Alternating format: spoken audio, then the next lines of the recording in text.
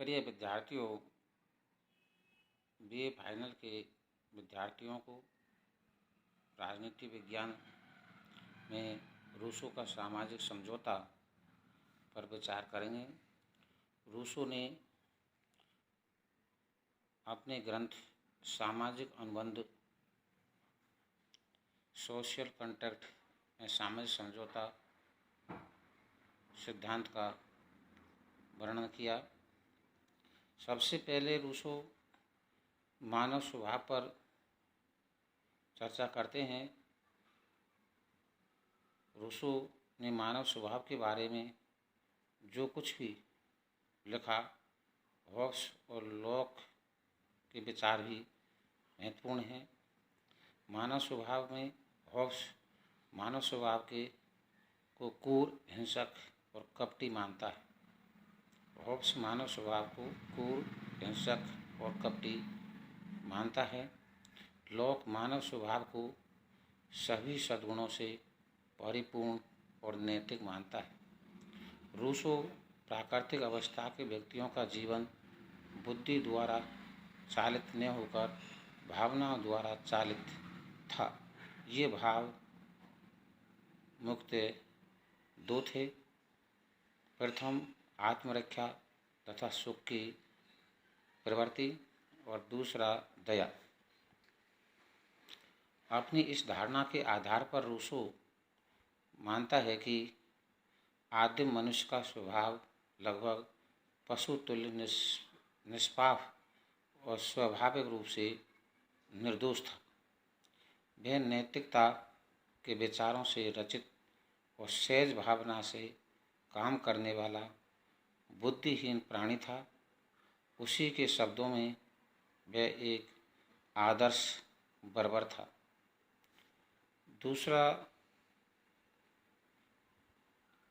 Point है प्राकृतिक अवस्था। रूसो प्राकृतिक अवस्था में विचित्र प्राकृतिक अवस्था ने तो हॉब्स के सदृश सभी के विरुद्ध युद्ध की थी और न ही लॉक की शांति व सदिच्छा की अवस्था जैसी थी। यह ऐसी दशा थी कि जिसमें व्यक्ति पशु जैसा अकेला जीवन बिताता था। रूसो के अनुसार आदिम मनुष्य एकाकी और जंगली जीवन व्यतीत करता था। उसकी इच्छाएं और आवश्यकताएं बहुत अधिक सीमित थी और वह पूर्णतया स्वतंत्र, संतुष्ट और सुखी था। प्रत्येक मनुष्य के समान और बड़े छोटे कोई भेद न था। पशुओं की भांति न तो उसका कोई निश्चित घर था और न ही कोई चिंता। यह प्राकृतिक अवस्था जंगल की अवस्था अवश्य थी। वह उत्कृष्ट जंगली था। उसमें सभ्य मनुष्यों वाले दुर्गुण न थे। हॉब्स धीरे धीरे जंगली मनुष्य सभ्य मनुष्यों का जीवन जीने लगा और संपत्ति रूपी सर्प मानव समाज में पैदा हो गया और उसकी सुख शांति काफुर हो गई। तीसरा अनुबंध या सामाजिक समझौता। इस असहनीय शक्ति के छुटकारा पाने के लिए सभी व्यक्ति एक स्थान पर एकत्रित होते हैं और उनके द्वारा अपने समस्त अधिकारों का समर्पण किया जाता है, ऐसा हॉब्स मानते हैं।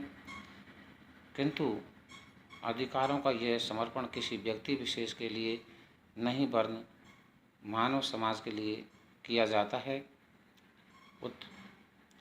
समझौते के परिणाम स्वरूप संपूर्ण समाज की एक सामान्य इच्छा उत्पन्न होती हैं और सभी मनुष्य व्यक्ति इस सामान्य इच्छा के अंतर्गत रहते हुए कार्य करते हैं।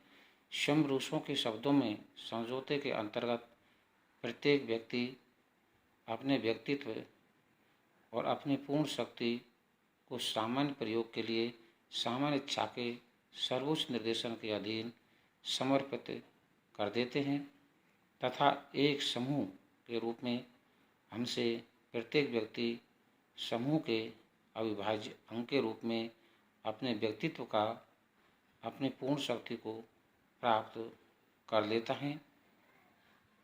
समझौते की विशेषता